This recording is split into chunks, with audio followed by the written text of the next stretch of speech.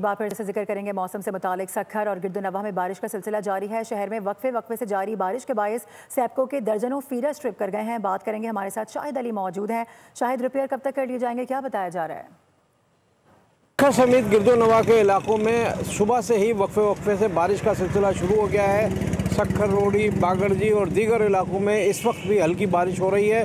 बारिश के सबब जहां मौसम खुशगवार हो गया है, हल्की ठंडी हवाएं चल रही हैं, वहीं सड़कों पर, शाहराहों और चौराहों पर पानी भी जमा होना शुरू हो गया। गुज़िश्ता रोज़ भी सखर में जो बारिश हुई थी तो सखर के शहरियों को सख्त मुश्किलात का सामना करना पड़ा था।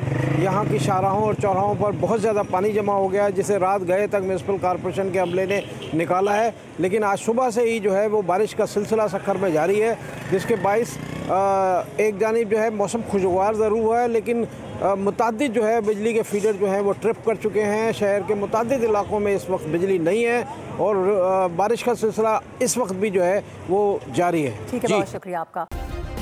सब्सक्राइब करें और बेल दबाएं ताकि कोई खबर रह न जाए।